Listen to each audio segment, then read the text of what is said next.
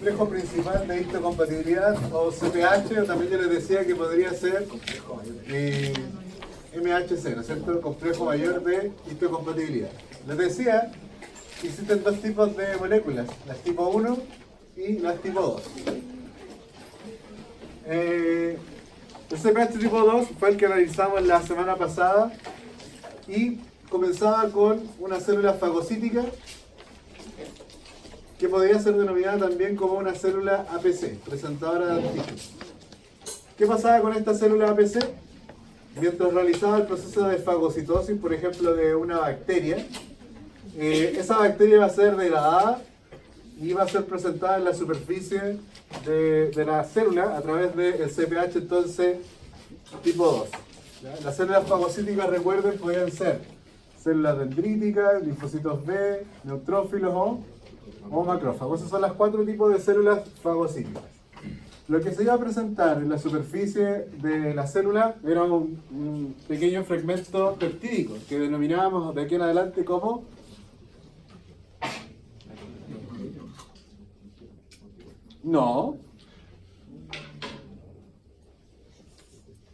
epítopo. ¿Sí? Hicimos un ejercicio donde ustedes se pusieron de pie, ¿no es cierto? Varios de sus compañeros, los fragmentamos y entonces lo que se presentaba era finalmente un pequeño fragmento de epítopo. Esto ocurría en el sitio de la infección.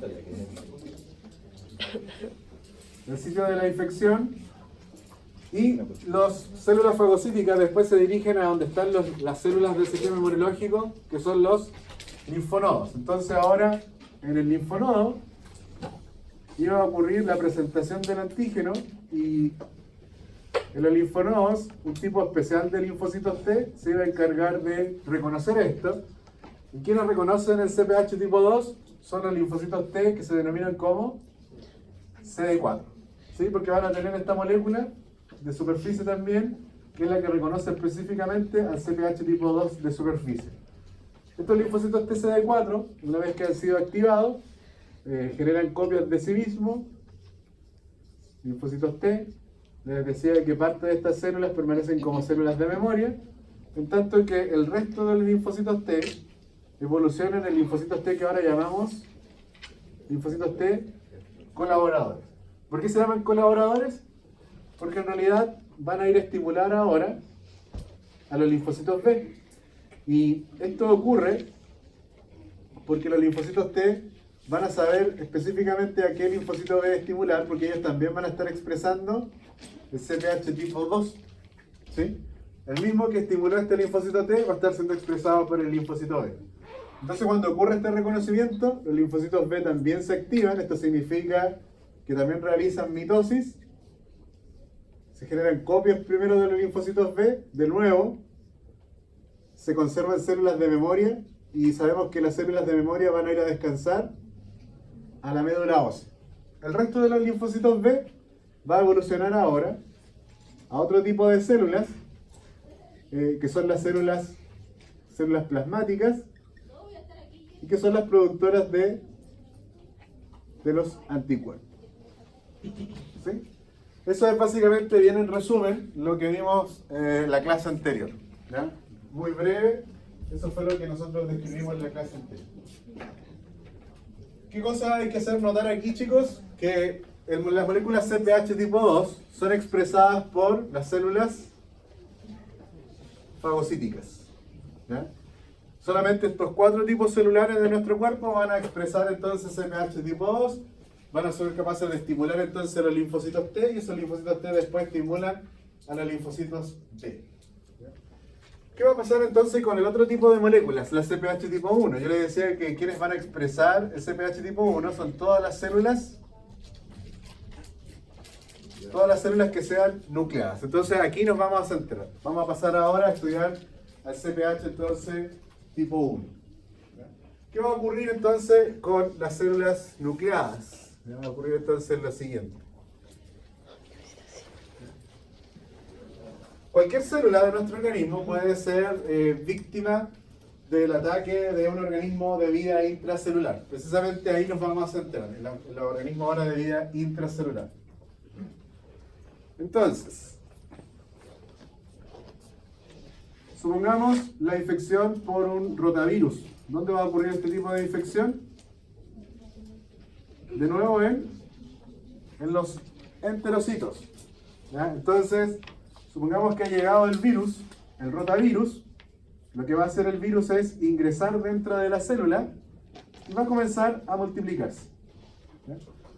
Ustedes saben que en la replicación viral, el virus se va a replicar tantas veces dentro de la célula que ya no queda espacio dentro de esta célula y por lo tanto esta célula que está replicando virus es destruida por el virus y entonces nuevos virus salen para invadir otras células. ¿Ya? En ese momento, obviamente, si el virus está fuera de la célula, es una buena chance para que el virus sea fagocitado. Y esto quiere decir que elementos proteicos también pueden ser presentados en un contexto del CPH tipo 2. ¿Para qué? Si está siendo presentado en el contexto CPH tipo 2, eso significa que el virus, en un periodo de vida extracelular, puede estimular, ¿no es cierto?, al ser fagocitado a linfocitos T. Linfocitos T van a estimular a los B. Los B van a transformarse en célula plasmática, por lo tanto yo voy a tener como resultado anticuerpos que van a poder atacar al virus. ¿Ya? Eso ya está resuelto. Sabemos que un virus, si puede vivir antes de invadir otra célula, fuera de la célula, vivir entre comillas, porque en realidad es como un paso previo antes de ¿qué? De invadir a otra célula. Entonces en ese instante el virus puede ser fagocitado por células fagocíticas. Pero lo más importante está ocurriendo aquí, porque el virus va a conseguir, esos que salen de la célula infectada, que fue destruida, van a salir para invadir a otras células. En ese momento, ¿ya? En ese momento es que estas células, que son, recuerden, dentro de este grupo, todas las células nucleadas, ¿no es cierto? Todas las células nucleadas podrían expresar el CPH ¿de qué tipo? Tipo 1. Entonces, va a ser expresado el CPH tipo 1. ¿Ya? Ahí están las moléculas de CPH tipo 1, que por lo demás se parecen mucho a las de CPH tipo 2, en la superficie. Y de nuevo, lo que se va a estar presentando son fragmentos proteicos, pero del microorganismo que se está multiplicando en el interior.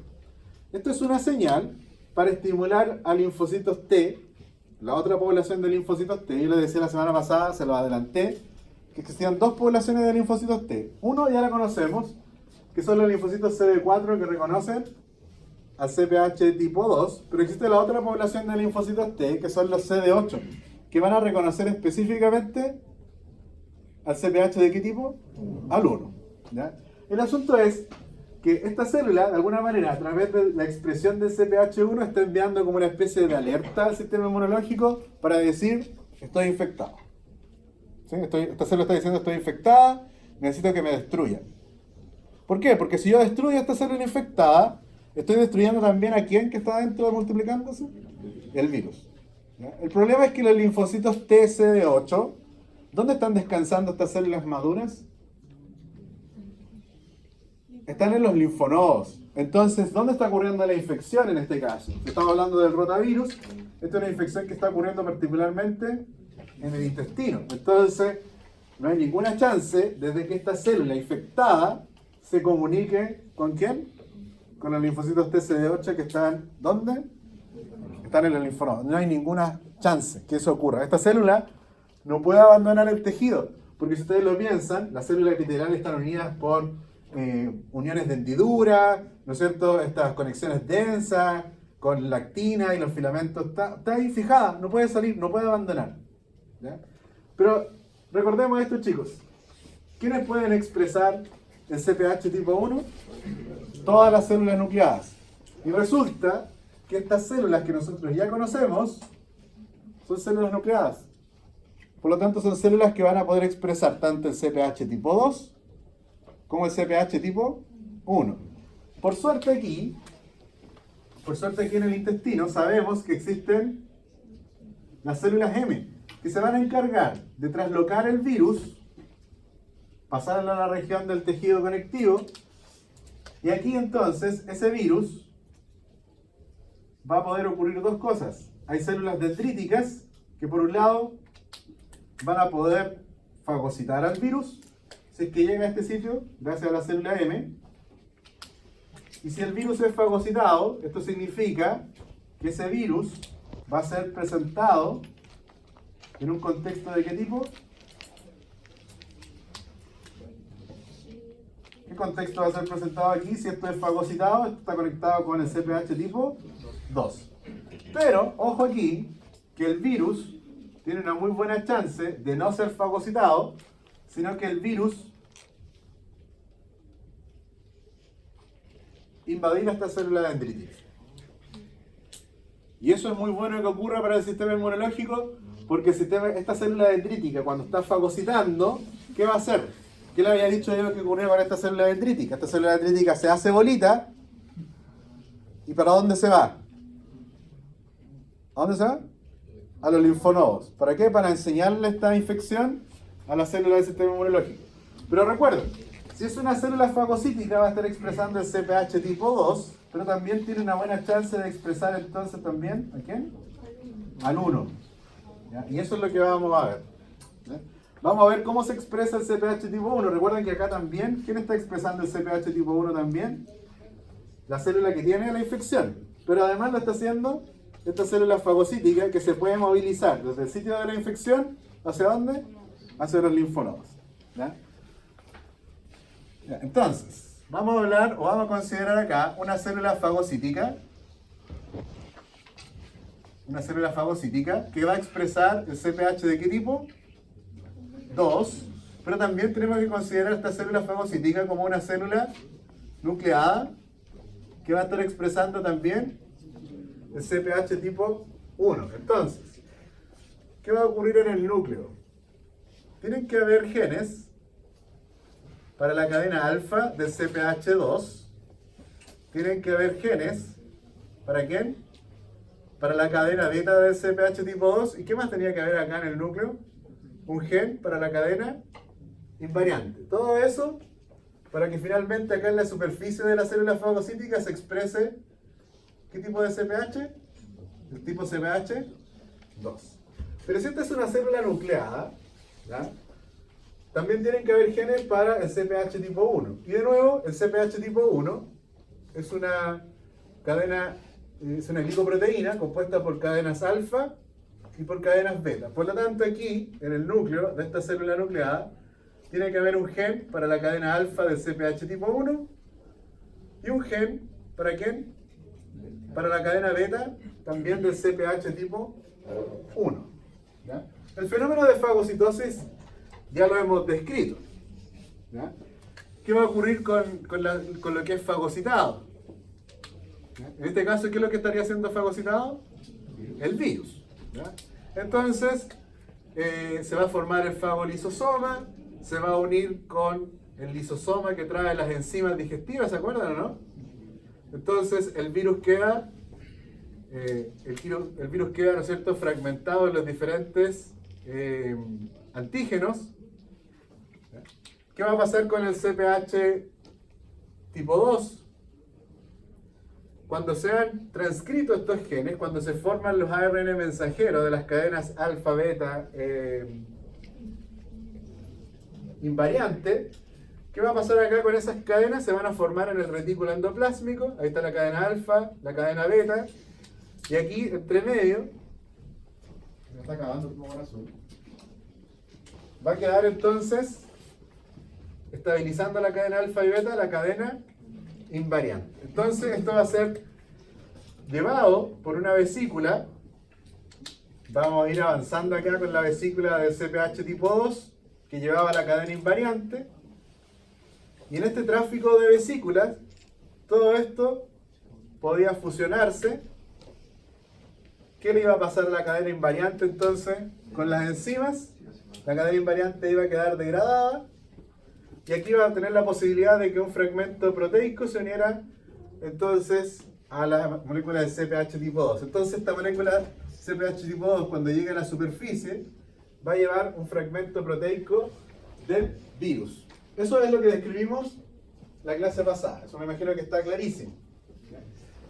Pero esta célula nucleada, en este momento, también ha sufrido una infección por el mismo virus. Esto significa que nuevas partículas virales se están generando dentro de la célula fagocítica.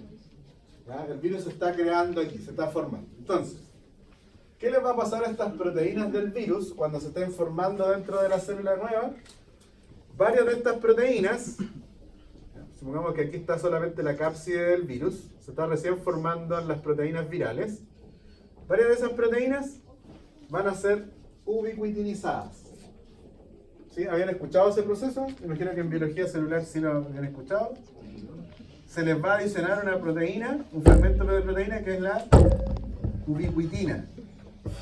Esas proteínas del virus que recién se están formando dentro de la célula están siendo marcadas con ubiquitina. Y eso es una señal para que ingresen a una organela de la célula. ¿Saben cuál es esa organela, no?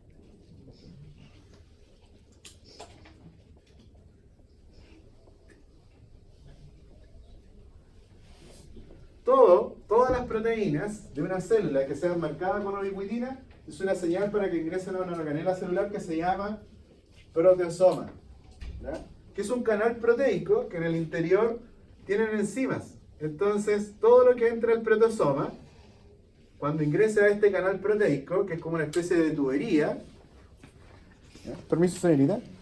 El proteasoma tendría una estructura más o menos así, sería de tipo tubular, entonces la proteína va a entrar por un sitio y las proteínas que están en este lado, esas proteínas que quedan en el interior, tienen actividad enzimática.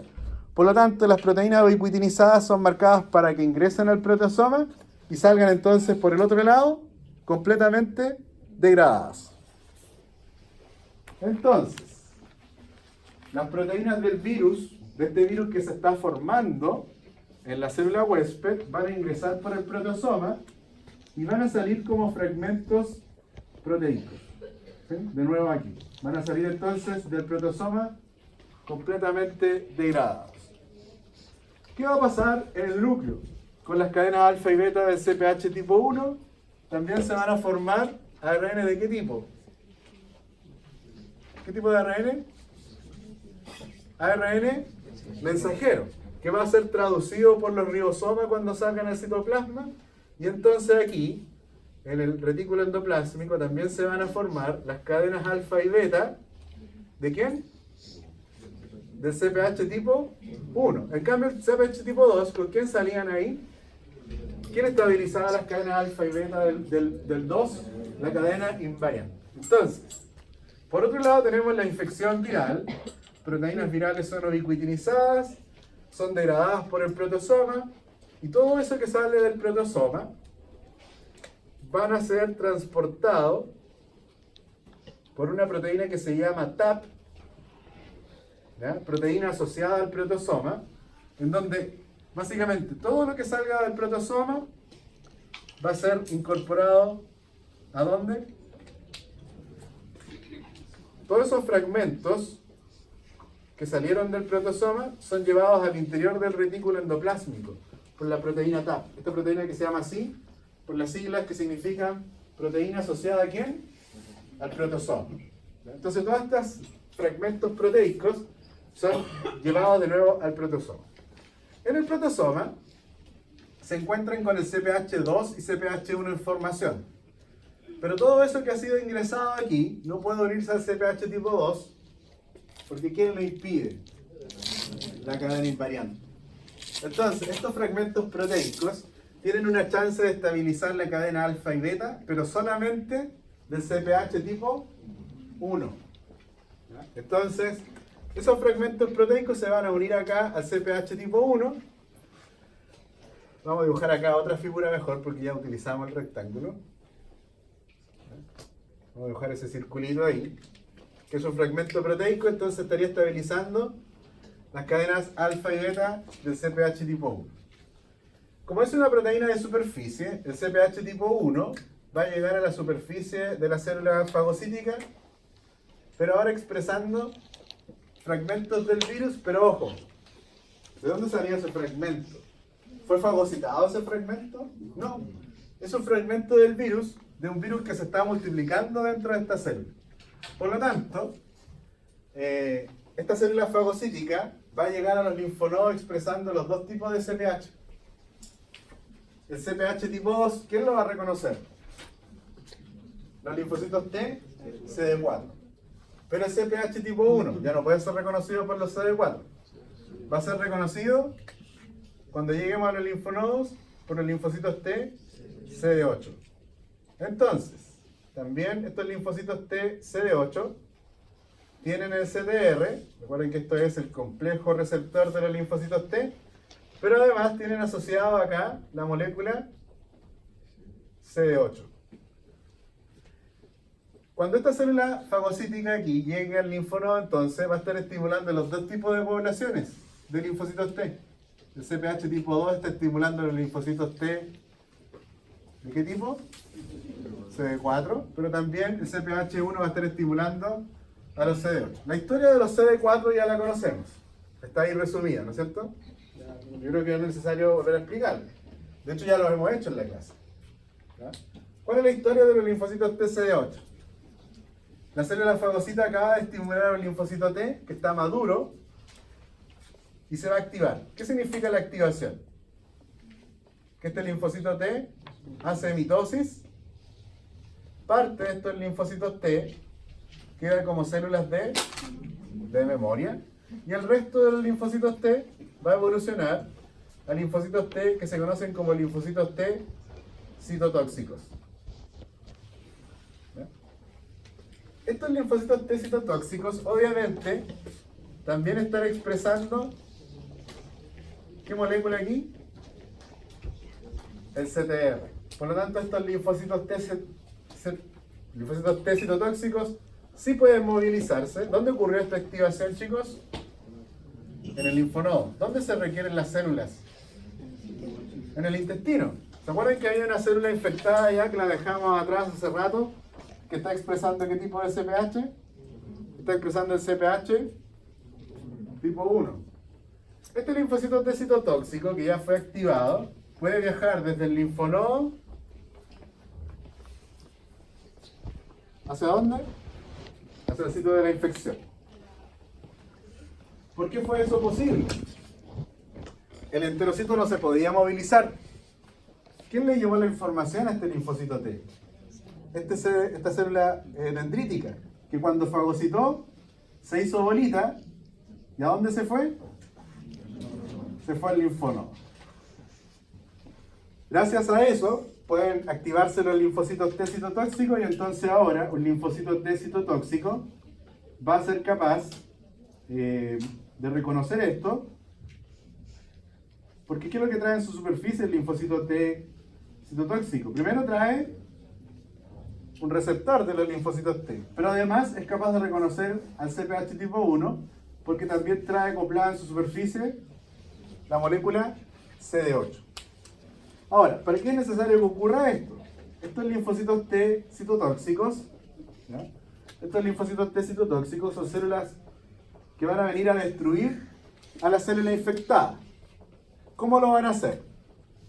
Una vez que reconocen a la célula infectada por el CPH tipo 1 aquí, el linfocito T citotóxico va a enviar una serie de proteínas que se llaman perforinas. Estas proteínas, que son secretadas aquí por el linfocito T citotóxico, van a formar un poro de membrana que se va a unir a la célula infectada. Van a formar entonces un poro muy parecido al MAC del complemento. Y luego, el linfocito T citotóxico va a enviar otro set de proteínas que se llaman granzimas. Y estas granzimas son las que pueden atravesar ahora por el poro generado por las perforinas. Estas granzimas van a estimular a las caspasas y a esta célula se le va a decir que debe morir entonces por apoptosis. Y así es como el sistema, ¿no es cierto?, inmunológico puede destruir microorganismos, ya sea por la producción de anticuerpos, como por la destrucción, ¿no es cierto?, de la propia célula infectada. ¿Sí? Bonita historia, ¿no? ¿La entendieron? Voy a dejar acá el borrar si no se da.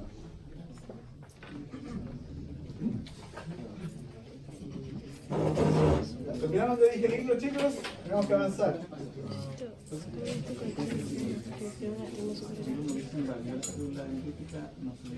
No, ninguna instancia. Una instancia de activar a la situación. Súper importante que el virus tiene que estar ahí. Muchas gracias.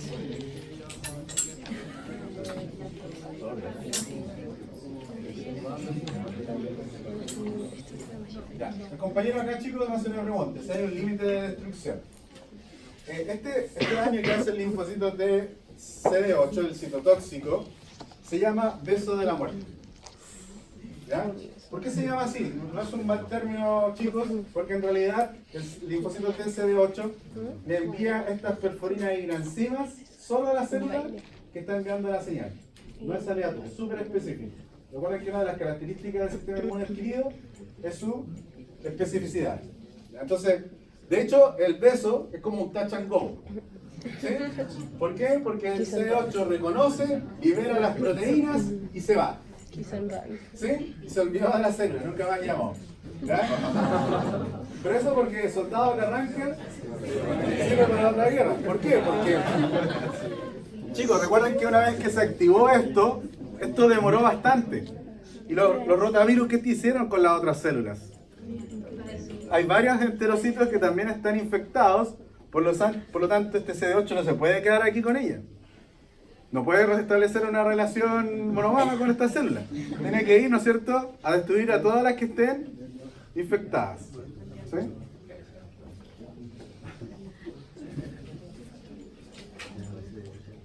Ya, estimados, esa es una parte de la clase. Vamos a seguir describiendo la inmunidad adquirida.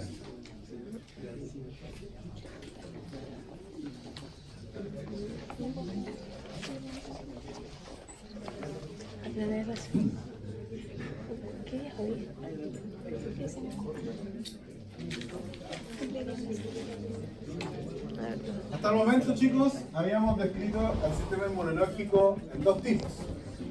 El sistema inmune innato y el sistema inmune adquirido. Hay otra manera de clasificar al sistema inmunológico.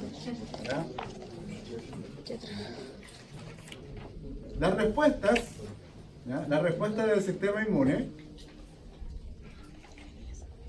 se pueden determinar de dos maneras: T dependientes y ¿cómo serán las otras? T independiente. Muy bien, son nada. No sé qué hago haciéndole un curso de inmunología. ¿Sí? Entonces, las respuestas del sistema inmunológico pueden ser T dependientes o T independientes. De hecho, hay otra forma de clasificar las respuestas inmunes. Ya aprovechando el esquema que tengo aquí, las respuestas del sistema inmune pueden ser humorales o pueden ser respuestas celulares. Excelente. Porque lo está leyendo de los apuntes de Brian. ¿Sí? Ya me encargué de reprobar a Brian por eso.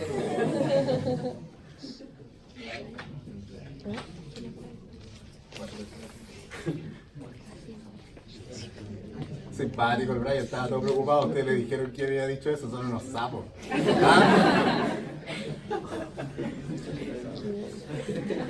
Brian es como tierno, así, como profe, ¿verdad que me va a reprobar? No, ¿cómo me va a reprobar? Son malos. ¿Ah?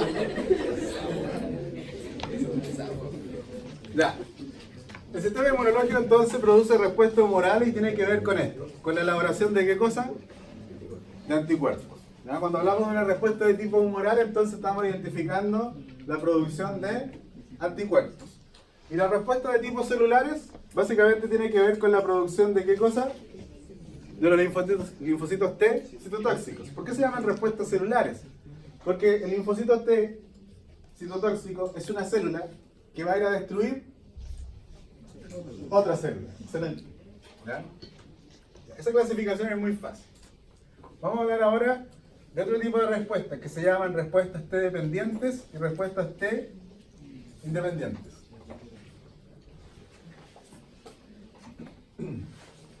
Las respuestas T dependientes ya las hemos estudiado. Son las que acabamos de describir. ¿Por qué se llaman T dependientes? Porque estas respuestas terminan estimulando ya sea los linfocitos TCD4 por los linfocitos TCD8. ¿Ya? ¿Y quiénes dieron esa respuesta? ¿Se acuerdan que cuando una bacteria o un virus es degradado en diferentes componentes que él tiene? ¿Cuáles son esos componentes? Proteínas, carbohidratos, lípidos, ácidos nucleicos. Yo les había dicho que cuando un microorganismo es degradado, se convierte en antígenos. Entonces tenemos antígenos proteicos, carbohidratos, lípidos y antígenos de tipo ácidos nucleicos, ya sea ADN o ARN. En el caso de la respuesta CpH tipo 2, ¿qué cosa de la bacteria se unió al CpH tipo 2 aquí? Una proteína, ¿sí o no? Para el caso de presentarlo aquí en el CpH tipo 1, ¿qué se unió al CpH tipo 1? De nuevo, una proteína. Entonces, las respuestas T-dependientes están a cargo exclusivamente ¿de quién? De las proteínas. Pero ¿qué pasa con el resto de los antígenos? Ya sabemos que la palabra antígeno significa generador de anticuerpos. Ya sabemos cómo una proteína puede generar anticuerpos precisamente por la estimulación ¿de qué? Del CpH tipo 2. Pero ¿cómo es que los carbohidratos, los lípidos y los ácidos nucleicos pueden producir anticuerpos? Eso tiene que ver con las respuestas entonces T-independientes. Las respuestas T-dependientes son básicamente dadas para las proteínas. Las T-independientes están dadas por los carbohidratos, los lípidos y los ácidos nucleicos. ¿Qué va a pasar con estas estructuras? Volvamos al ejemplo de una bacteria, por ejemplo, el Vibrio cholera, que es el que estudiamos en la clase anterior. Me da con dibujarle un segundo flagelo al Vibrio. Si este es el Vibrio cholera, es un monoflagelo. Una bacteria o un microorganismo que invade podría encontrarse con el complemento y se va a formar entonces, como resultado de eso, esta estructura que se llama MAC, el complejo de ataque a la membrana. ¿Qué pasaba con este MAC? Permitía el ingreso de ¿qué cosa? De agua. Entonces, esta bacteria se va a hinchar. ¿Y qué va a pasar con la bacteria? Va a explotar, va a ser degradada. Por lo tanto, aquí también, cuando esta bacteria explota, se liberan todos los fragmentos posibles de este microorganismo, que son proteínas, lípidos, carbohidratos y, por supuesto, los ácidos nucleicos. Todos estos elementos, lípidos, carbohidratos y ácidos nucleicos, van a estimular respuestas entonces T-independientes. ¿Cómo va a ocurrir eso? Los linfocitos B, que están en los linfonodos, yo les dije que el receptor de los linfocitos B es la propia molécula de anticuerpo. Entonces, y que cada linfocito B de los linfonodos es diferente al otro. ¿Sí? La población de los linfocitos B y los linfocitos T y los linfonodos, todos ellos son diferentes porque todos tienen un receptor en su superficie que es diferente. Por lo tanto, estos fragmentos de microorganismos cuando viajen por la linfa y estos fragmentos lleguen a donde están los linfocitos B, que son los linfonodos, estos fragmentos no proteicos pueden ser reconocidos por uno de estos receptores. Por lo tanto, si es un carbohidrato, por ejemplo acá tenemos una cadena de carbohidratos ramificada, y ese carbohidrato se une al receptor, que es la molécula de anticuerpo, específicamente una inmunoglobulina D. Inmediatamente esto estimula a los linfocitos B. ¿Qué pasa cuando el linfocito B es activado? ¿Qué significa esa activación? Significa que el linfocito B va a realizar, ¿no es cierto?, mitosis. ¿Qué va a pasar con parte de esta población? Se conserva como memoria. ¿A dónde se va? A la médula ósea. Y el resto de los linfocitos B va a evolucionar ¿a qué célula? A una célula plasmática. ¿Que va a producir qué cosa? Anticuerpos. Si esto fue gatillado por un carbohidrato, este anticuerpo está dirigido ¿contra quién? Contra el carbohidrato que estimuló al linfocito B. Por lo tanto, cuando el Vibrio cholera esté sobre los enterocitos, el Vibrio cholera tiene carbohidrato en su superficie, tiene estas moléculas de carbohidrato. Por lo tanto, cuando comienzan a aparecer estos anticuerpos anticarbohidratos, ¿los anticuerpos a quién van a reconocer? A la molécula de carbohidratos. ¿Ya? Cambiamos el panorama. Si no fuese un lípido, ¿qué podría ser? Perdón, si no fuese un carbohidrato, ¿qué sería? Un lípido. Un lípido, ahí está. Imagínense cuando se rompe el vibrio cólera, se libera la bicapa lipídica, tanto de la membrana interna y externa de la pared celular. Y entonces acá fragmentos lipídicos estimulan al receptor de superficie. Por lo tanto, estos anticuerpos, ¿a quién van a reconocer? Al lípido que estimuló el proceso. Por lo tanto, los anticuerpos, ¿a dónde se van a unir? No a los carbohidratos. En este caso, ¿quién gatilló la respuesta? Un lípido. Por lo tanto, estos anticuerpos van a ser contra los lípidos. Si fuese un ácido nucleico, ¿contra quién es el anticuerpo? Contra el ácido nucleico. Lamentablemente, estos anticuerpos que reconozcan ácido nucleico no van a poder actuar aquí con nada, porque ¿dónde están los ácidos nucleicos? En el interior. Pero sí en la investigación sirven estimular la producción de anticuerpos contra ADN. Porque, por ejemplo, eso nos ha permitido detectar algunos genes. Yo puedo aislar un gen, ponerlo o estimular un linfocito B y producir anticuerpos contra un gen, y esos anticuerpos utilizarlo para detectar algún fragmento del ADN. ¿Sí? Pero ahí no sé. ¿Eh? En este caso no sirven, pero sí van a servir. Por ejemplo, una vez que la bacteria haya sido destruida, esos anticuerpos sí van a poder reconocer esos ADN, y esos fragmentos de ADN pueden ser entonces después degradados por las etapas posteriores que vamos a describir a continuación. Bien, chicos, entonces hemos hablado de CPH tipo 1, hemos hablado de CPH tipo 2, hemos hablado de respuestas T dependientes, de respuestas T independientes.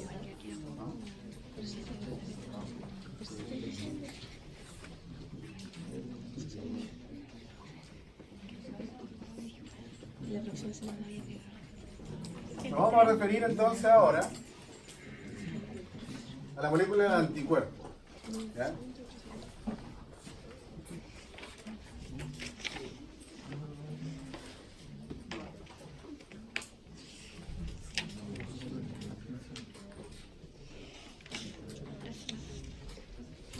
Las moléculas de anticuerpo son proteínas que están constituidas por 4 subunidades proteicas. ¿Ya? 2 cadenas proteicas son de gran tamaño y se denominan cadenas pesadas. Y las otras 2 cadenas son más pequeñitas y se llaman cadenas livianas. Las cadenas pesadas están unidas entre sí por uniones covalentes que son puentes disulfuro. Y las cadenas livianas se unen también a las cadenas pesadas, de nuevo por puentes disulfuro. De tal manera que está muy bien estabilizada la proteína, las 4 unidades de proteína, las 2 pesadas y las livianas. Están súper bien estabilizadas. Y el análisis molecular por cristalografía ha revelado precisamente que la forma de los anticuerpos tiene esta forma como de una letra Y. ¿Ya? A las actrices de la semana pasada, ¿no es cierto? Les decía que tenían que mantener la posición de letra Y, porque precisamente es la forma que tiene una molécula de anticuerpos. Hay diferentes moléculas de anticuerpos.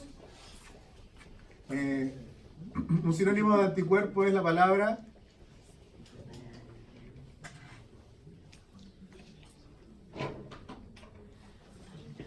inmunoglobulina.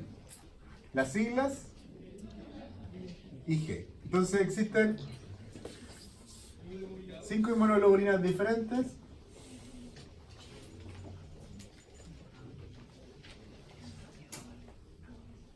que serían las inmunoglobulinas G, las A, las M, las E y las D. ¿Ya?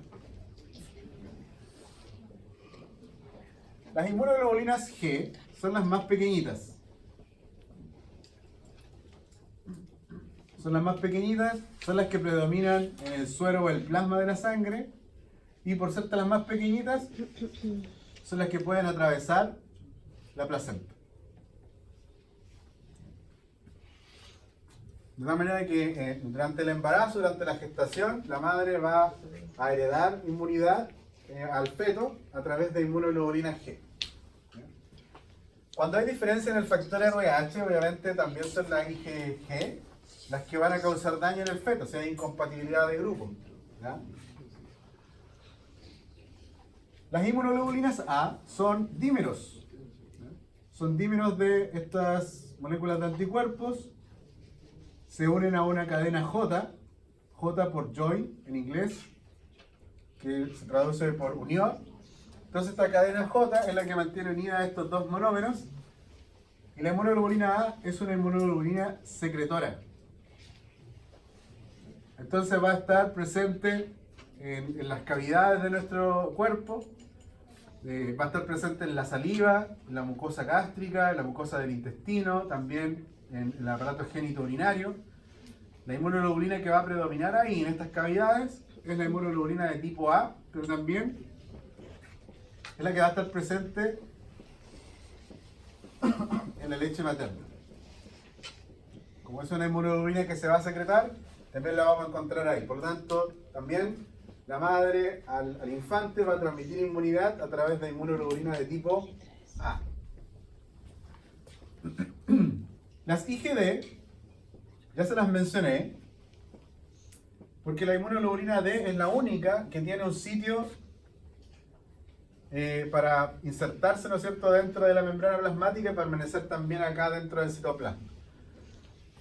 Ustedes saben que las proteínas de transmembrana tienen sitios que se pueden fosforilar, y eso es súper importante, chicos, porque cuando llega, por ejemplo, un lípido que produce una respuesta T independiente, para estimular al linfocito B para que se multiplique, para llegar la información al núcleo del linfocito B, tiene que estimular diferentes proteínas de tipo quinasas, que van a llevar esa información finalmente a través de factores de transcripción, para que este linfocito B deje de ser un linfocito B inmaduro y pase a ser un linfocito B activado. ¿Ya? ¿Qué pasa con las IgM? Las IgM son las primeras que se secretan, ¿ya? Y son inmunoglobulinas de tipo pentaméricas. ¿Cuántas unidades van a tener unidas? 5. Son 5 monómeros unidos por una cadena que también se llama cadena J. Como son pentaméricas, son las más grandes. ¿Podrán atravesar la placenta? No. No pueden atravesar la placenta. Pero sí, son las primeras inmunoglobulinas en ser liberadas por la célula plasmática. Entonces, una célula plasmática, cuando es estimulada, ¿quién reconoce cuál es el receptor de del linfocito B? Es una inmunoglobulina D, ¿sí o no? La primera inmunoglobulina que va a comenzar a secretar esta célula plasmática es una inmunoglobulina de tipo IgM. Y después se habla de un switch de cambio, porque al poco tiempo esta inmunoglobulina, en vez de secretar IgM, comienza a secretar la IgG. Entonces, esto es un buen indicador, chicos, para saber en qué estado de la infección está un paciente. Por ejemplo, si estamos frente a una infección, podemos hacer acá el gráfico de la infección. El microorganismo va a infectar, ¿no es cierto? Va a crecer. Y las primeras inmunoglobulinas que van a aparecer para hacer frente a la infección son ¿cuáles? La IgM. Después, al poco tiempo, las inmunoglobulinas que van a predominar van a ser la IgG. Entonces, si nosotros solicitamos un examen de un perfil de inmunoglobulinas y la persona está expresando una gran cantidad de inmunoglobulina G, eso quiere decir que la persona ya lleva buen tiempo con la infección. Por el contrario, si el perfil de inmunoglobulinas que predomina es de tipo IgM, podemos deducir que la infección ha sido adquirida recientemente, ¿ya? Eso podría ser un indicador. Bueno, y las inmunoglobulinas E van a cumplir un rol, son las más grandes.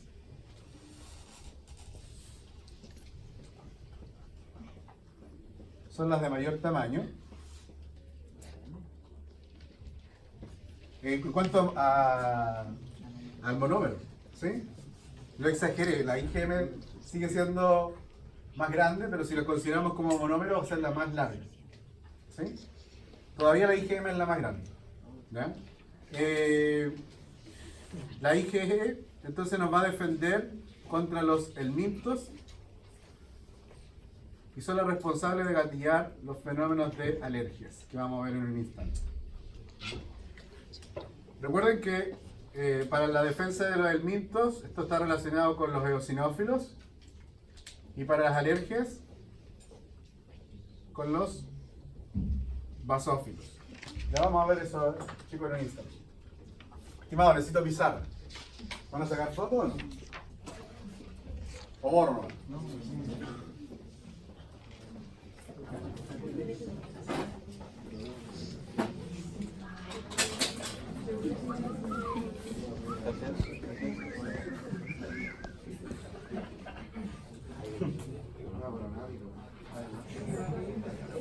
Funciona para la vida.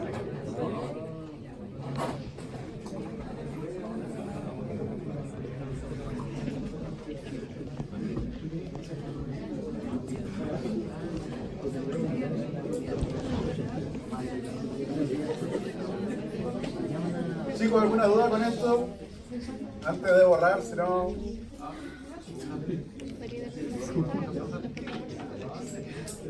Tengo Como hay una parte de la proteína que está intracitoplasmáticamente, varios de esos residuos de aminoácidos pueden ser fosforilados.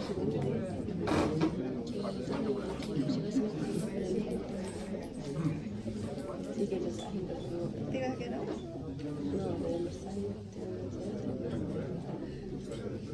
Ya chicos, ¿alguna duda de esto? Después nos quedamos. No pensé. Pero más que regulación es la fosforilación va a servir para estimular a otros quinasas y eso es el mecanismo de gatillar la activación del linfocito. Ya, entonces, si no hay dudas, borrado. No lo voy a volver a explicar, ¿eh?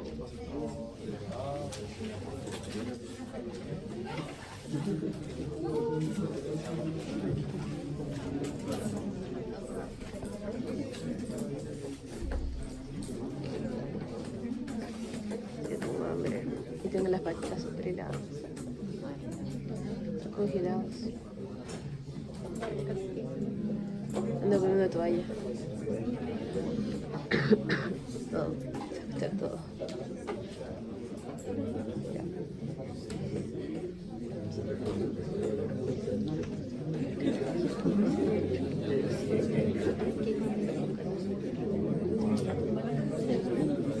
Detrás de todo. ¿Qué fue? Eso que te vi con chaco, ¿qué escuchaste? No, creo que de lo que escuché. Qué asco, qué asco.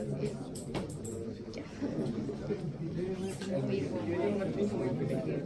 Estaba muy chata en la quería atender a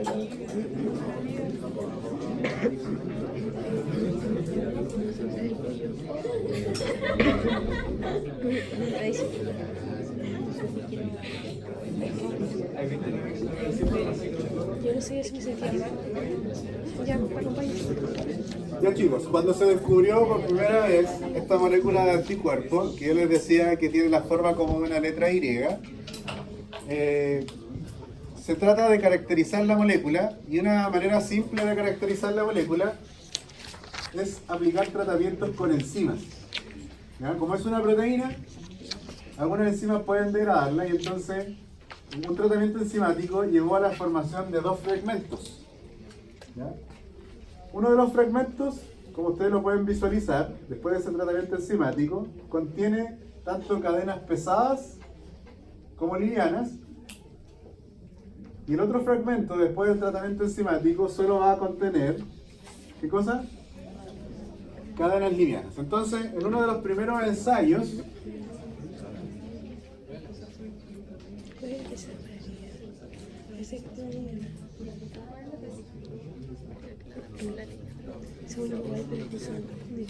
las cadenas pesadas están aquí, ¿no? Son las que parten desde el... Estas son las cadenas pesadas. Entonces, después del tratamiento enzimático tenemos dos fragmentos del anticuerpo, uno que contiene ambas cadenas y uno que tendría solo cadenas pesadas. ¿Ya? Entonces, uno de los primeros anticuerpos en ser descrito es un anticuerpo contra glóbulos rojos. Un anticuerpo que podríamos decir, anticuerpo anti ¿qué? Antiglóbulos rojos. Y específicamente antiglóbulos rojos humanos. ¿Ya? Entonces, ¿cómo podemos generar anticuerpos antiglóbulos rojos humanos? Extraemos glóbulos rojos humanos de cualquier persona y lo inoculamos en un mamífero, en un ratón, y ese ratón, que tiene un sistema inmunológico muy parecido al nuestro, va a responder produciendo ¿qué cosa? Anticuerpos contra el glóbulo rojo humano. Esto fue muy útil para describir a la molécula de anticuerpo, porque si yo hago un experimento, como el que voy a describir a continuación, yo puedo obtener, tengo acceso muy rápido al antígeno que reconoce este anticuerpo. ¿Cuál es el antígeno que va a reconocer este anticuerpo? ¿A quién va a reconocer este anticuerpo? Al glóbulo rojo. Entonces yo tengo acceso directo a este mismo antígeno. Basta con sacar sangre de una persona y entonces en un pocillo puedo distribuir esta sangre con anticoagulante. Voy a tener 3 pocillos ¿con qué cosa? Con glóbulos rojos. Y el experimento va a consistir en agregar los diferentes elementos que yo puedo obtener del anticuerpo. Uno, obviamente, va a tener el anticuerpo completito. Y el otro va a contener, o vamos a hacer reaccionar solamente aquellos fragmentos que contienen las cadenas pesadas y livianas, y después solo las cadenas pesadas. Una de las cosas que va a provocar la unión del anticuerpo con su antígeno es estimular el complemento. ¿Ya? Entonces vamos a dejar acá anotado inmediatamente que una de las funciones de los anticuerpos, la primera sería activar ¿a quién? Al complemento. Entonces acá ya tengo sangre completa. Además de glóbulos rojos van a estar las proteínas ¿de quién? Del complemento. ¿Sí? Si yo he obtenido sangre de una persona, y cada uno de estos pocillos, además de glóbulos rojos, van a estar el complemento. Y de hecho sabemos que los anticuerpos estimulan el complemento, porque yo les describí que una de las vías de activación del complemento, que es la que se denomina como vía clásica, requiere que, por ejemplo, un microorganismo se unan 2 moléculas de anticuerpo, y eso va a estimular ¿a quién? A la proteína C1. Y eso va a hacer una cascada de activación que termina formando en esta bacteria, por ejemplo, ¿qué cosa? El MAC. Entonces eso ya lo habíamos descrito. Ya reconocemos cuál es una de las funciones de los anticuerpos. Entonces, cuando se hace este experimento en donde se pone en contacto sangre con el anticuerpo completo, sangre con el fragmento que tiene cadenas pesadas y livianas, sangre con solo las cadenas pesadas, lisis, solo se observa, ¿cuándo creen ustedes? La acción del complemento solo se evidenció cuando el anticuerpo estaba completo. ¿Sí? Esto quiere decir que acá el anticuerpo se unió a los glóbulos rojos. ¿Y qué consiguió hacer? Si se unieron dos moléculas de anticuerpo aquí, ¿a quién estimularon? Al complemento, y por lo tanto, ¿qué les pasó a estos glóbulos rojos? Fueron lisados. En cambio, en las otras dos soluciones no hubo lisis. Pero todavía queda una interrogante. ¿Por qué aquí no hubo lisis? ¿Sí? Entonces, para intentar explicar el fenómeno de no lisis, los glóbulos rojos fueron observados al microscopio. Y se dieron cuenta que los fragmentos que tenían solo cadenas pesadas y livianas sí estaban unidos a los glóbulos rojos. Ese fragmento que tenía cadenas pesadas y livianas estaba unido al glóbulo rojo, al antígeno, pero no fue capaz de gatillar, ¿no es cierto?, el proceso de lisis. Cuando fueron a observar los otros glóbulos rojos, se encontraron que los glóbulos rojos estaban libres y que los fragmentos solo de cadenas pesadas no se habían unido a los glóbulos rojos. ¿Qué se puede deducir entonces de esto? El fragmento que contiene cadenas pesadas y livianas es el que se une al antígeno. De ahí que ese fragmento que tiene tanto cadenas pesadas como livianas se denominó como el fragmento Fab. Sitio de unión al antígeno. ¿Ya? Pero ¿qué pasó con este fragmento? A pesar de que se unió al antígeno, el fragmento que tiene cadenas pesadas y livianas no fue capaz de estimular ¿qué cosa? Al complemento. Por lo tanto, a partir de que se deduce que esto no interaccionó con los glóbulos rojos, este no es el sitio que se une al antígeno, pero sí es el sitio que se necesita, ¿para qué? Para que el anticuerpo sea funcional. Este fragmento, que solamente tiene cadenas pesadas, se denominó fragmento FC, que significa fragmento cristalizable. En realidad todas las proteínas cristalizan cuando están en gran cantidad, pero estas proteínas cuando fueron aisladas se vieron que rápidamente, cuando estaban solitas, formaban cristales. Y se le dio el nombre de fragmento cristalizable. Entonces en el anticuerpo vamos a encontrar dos regiones. Un sitio de unión al antígeno y un sitio o fragmento cristalizable. Y es al fragmento cristalizable al que se le atribuyen todas las funciones del anticuerpo. De hecho, para que se una y se active ese 1, ¿con quién está interactuando? Está interactuando con la región FC del anticuerpo. Entonces, mientras la región FAB es la que se une aquí al microorganismo o al antígeno, las regiones FC están libres, ¿para qué? Para darle todas las funciones al anticuerpo. Vamos entonces ahora a reconocer las funciones del anticuerpo. Ya sabemos cuál es una de ellas. Activar el complemento.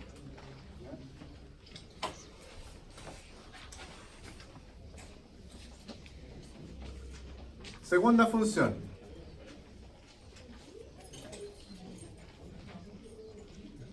Algo súper importante cuando hablemos de las funciones del anticuerpo es que los anticuerpos nunca destruyen de manera directa ningún microorganismo. Por ejemplo, para que hubiera lisis aquí, ¿bastó con que el anticuerpo se uniera al microorganismo? No. ¿A qué le tuvimos que pedir ayuda?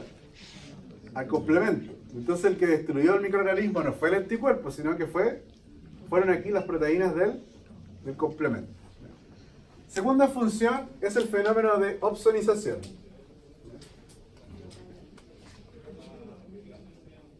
Bueno, si volvemos al ejemplo que hemos estado trabajando todo este tiempo, el vibrio cólera. El vibrio cólera simplemente, cuando aparezcan los anticuerpos, los diferentes anticuerpos, varios de ellos van a rodear al microorganismo, se van a unir. Y por el simple hecho de estar rodeado el microorganismo de anticuerpo, eso es el fenómeno entonces de opsonización. ¿Para qué sirve la opsonización? Primero, Porque el fenómeno de opsonización va a favorecer o va a ser más efectiva la acción de los macrófagos, neutrófilos y células dendríticas. Recuerden que estas células realizan fagocitosis y eso pertenece a qué sistema inmune? Pertenece al sistema inmune innato. Entonces la fagocitosis va a ocurrir sí o sí, existan o no anticuerpos. Esto quiere decir que si un vibrio cólera está solito aquí, sin anticuerpos, de todas maneras, si llega acá una célula fagocítica, lo va a fagocitar. Pero si está opsonizado, el microorganismo, la célula fagocítica se siente más atraída hacia el microorganismo para fagocitar, y esto tiene que ver con que las células fagocíticas, principalmente los macrófagos, tienen receptores para la región FC de las inmunoglobulinas. Y eso hace que la actividad fagocítica sea mucho más eficiente.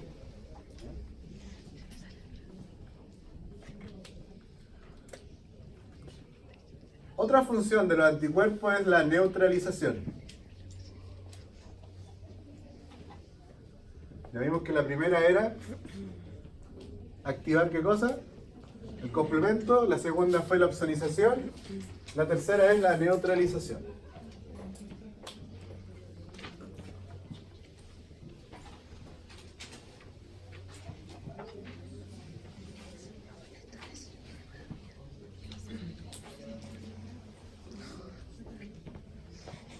Volvamos a nuestro ejemplo en una infección intestinal, chicos.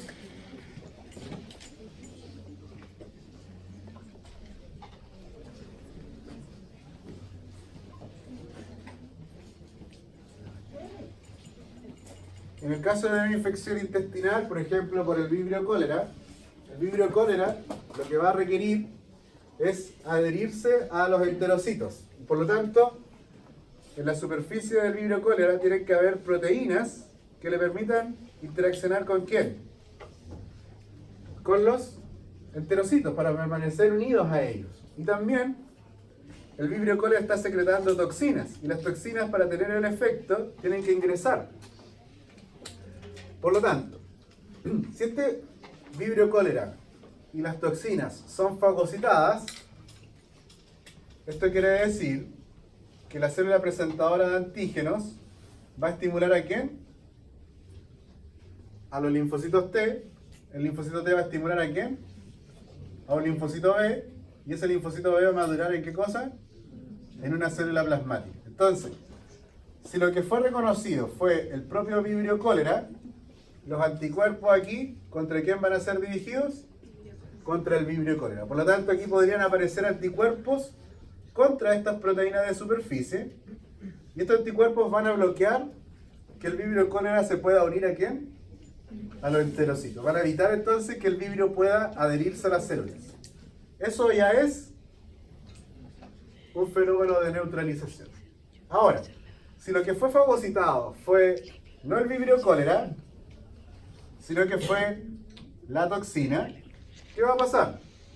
La célula que fagocitó la toxina estimula a un linfocito T, que luego estimula a un linfocito B, que se transforma en célula plasmática, que ahora produce anticuerpos ¿contra quién? Contra la toxina. Esto significa que esos anticuerpos ahora van a reconocer a la toxina y van a evitar que esa toxina entonces ingrese a la célula, y por lo tanto lo que están haciendo con la toxina es neutralizar. Bueno, vamos con el otro ejemplo que utilizamos en este curso, que es el del rotavirus. El rotavirus tiene que ingresar a la célula huésped. Si es el virus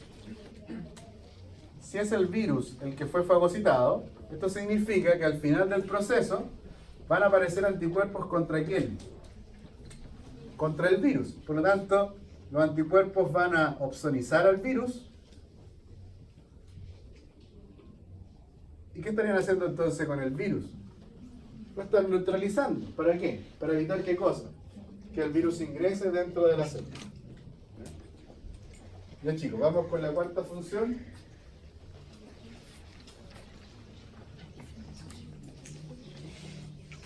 ¿Cómo estamos en la hora?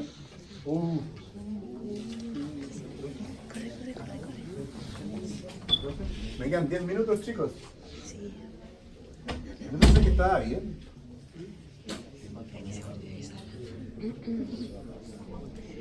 No siento mis patitas.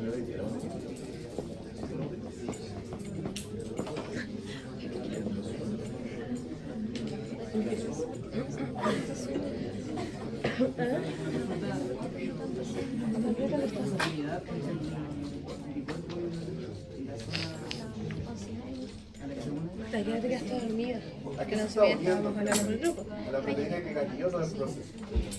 El anticuerpo se está uniendo en el grupo. Y eso es complementariedad de aminoácidos, de la proteína que es el anticuerpo y el anticuerpo. Se dice que crean uniones no covalentes. A mí me pasó eso antes de ir.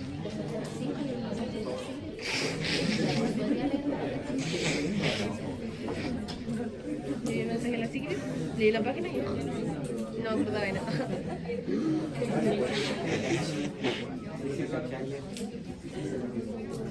Aprovecho que me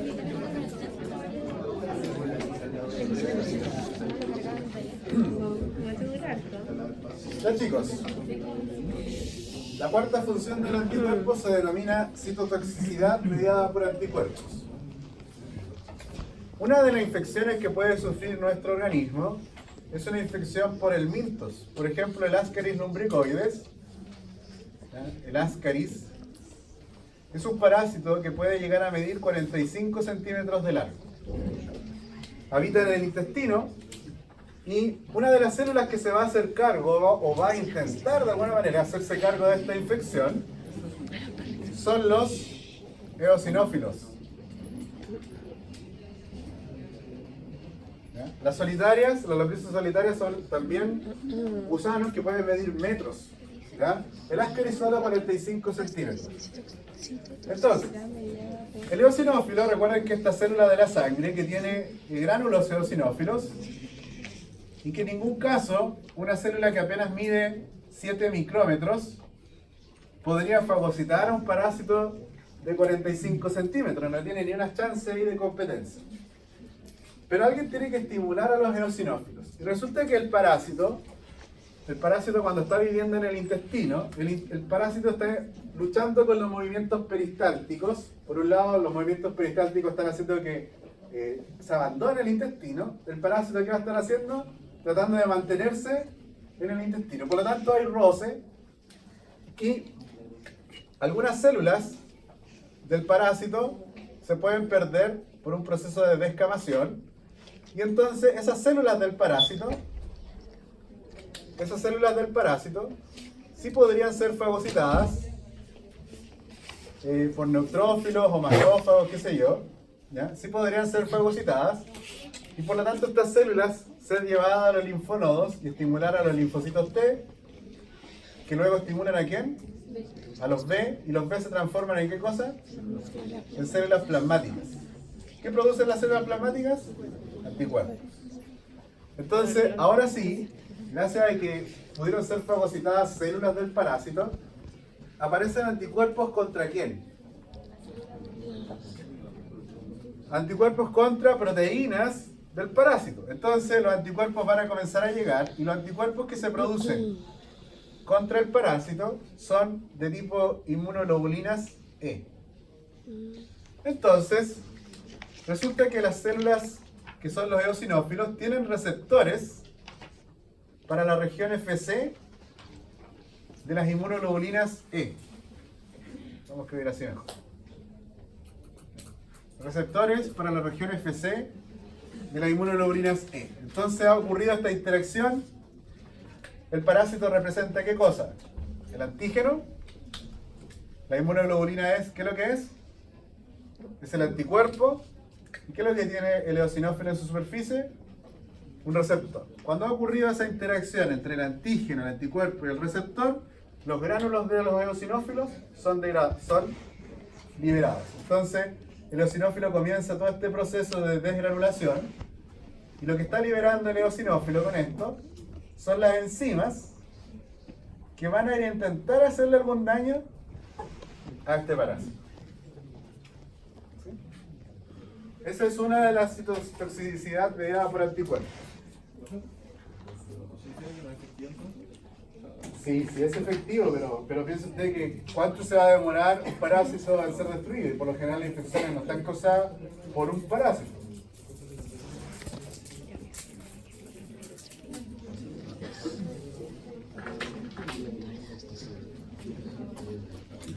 Otro fenómeno que se explica con la citotoxicidad mediada por anticuerpos son las alergias. Alergias hay muchos tipos. Me voy a quedar solamente con la alergia al polen. ¿Ya? Probablemente ustedes han escuchado que muchas personas dicen que raro ser yo alérgico porque hace un par de años yo no tenía esta alergia. Probablemente han escuchado algún tipo de queja de ese tipo. ¿Ya? Esto va a ocurrir por lo siguiente. Para una persona desarrollar alergia, tiene que la persona exponerse primero al alérgeno. En este caso, el alérgeno que voy a utilizar de ejemplo es el polen. Entonces, lo que voy a describir a continuación se llama el proceso de sensibilización. ¿Qué va a ocurrir?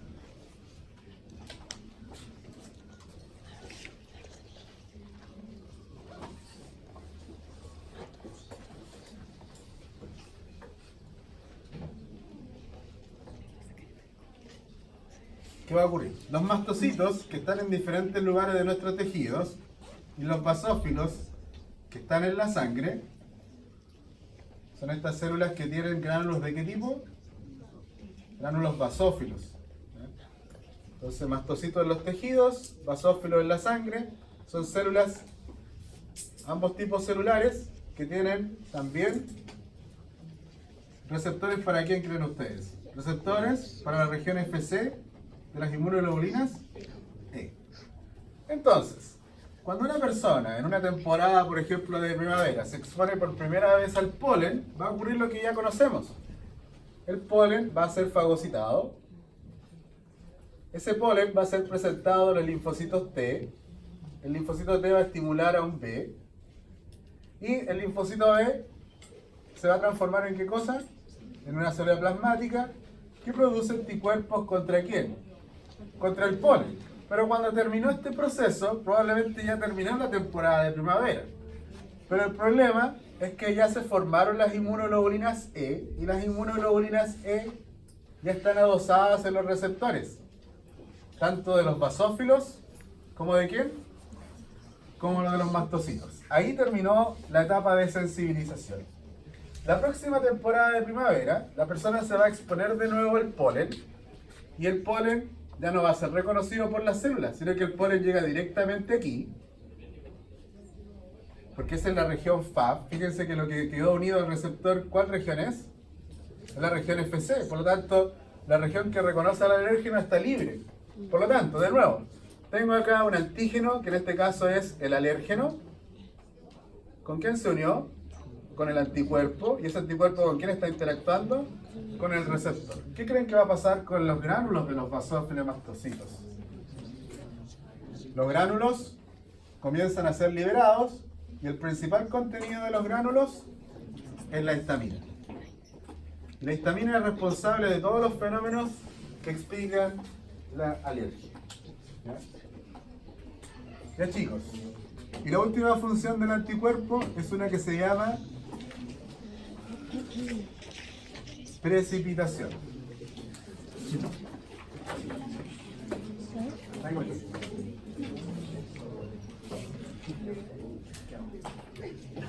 ¿Cuál es su nombre? José Barrigas. ¿Ah? José Barrigas. José Barrigas es una bacteria. ¿Ya? Es una bacteria que ha llegado entonces a nuestro organismo y va a invadir este organismo que es la sal.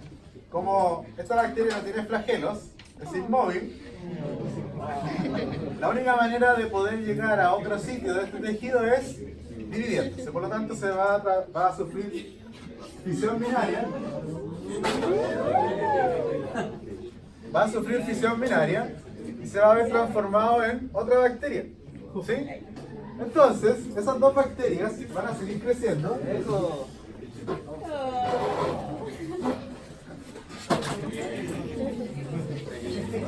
Estas dos bacterias, entonces, estamos viendo el crecimiento bacteriano, ¿no es cierto? Tiene que ir a ver la otra. Una bacteria se ha dividido, ahora son dos, estos dos se dividen, ahora son 4, y necesito 4 bacterias más. Eviten contacto visual. Eviten contacto visual. Evita contacto visual.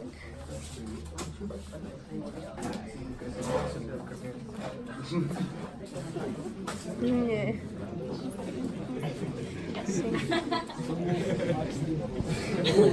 Entonces, ahora tenemos Say hi. una buena población de bacterias, ¿ya?, en el organismo. Me salió. ¿Sí? Entonces,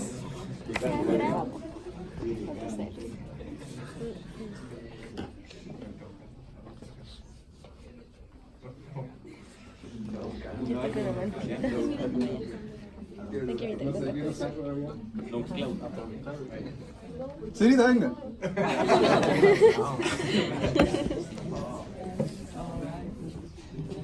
La señorita acá es la célula fagocítica. Entonces, Ahora sí que grabo.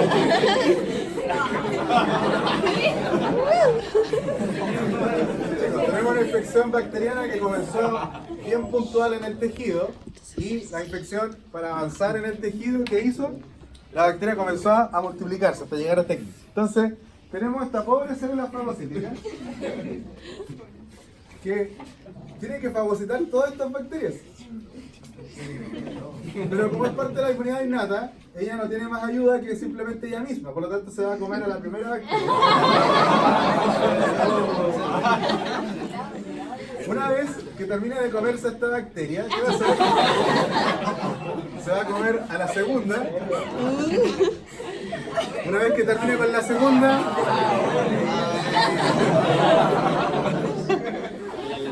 ¿creen que esta bacteria es así de tonta? No. Esta bacteria, no, o sea, perdón, esta célula fagocítica no es nada de tonta.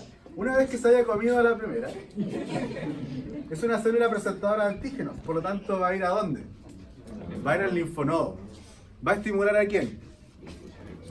A los linfocitos T, que se van a estimular después a los B.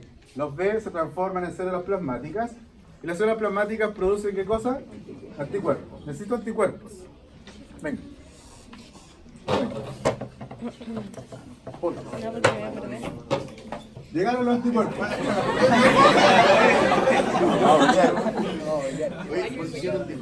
Miren por mientras un poquito. Ustedes viendo este espectáculo desde lejos. Aparecieron los anticuerpos, por favor asuman la posición de anticuerpos. Y estos anticuerpos, ¿a quién reconocen? A las bacterias. Por lo tanto, fíjense, un anticuerpo tiene acá un sitio FAB y tiene acá otro sitio FAB. Por lo tanto, este anticuerpo puede unirse a dos bacterias. Este anticuerpo se va a unir también a dos bacterias. Excelente, muy bien. La unión que ocurre entre el antígeno y el anticuerpo está dada por uniones no covalentes que son muy fuertes. Por lo tanto, las regiones FC no suelten a sus antígenos.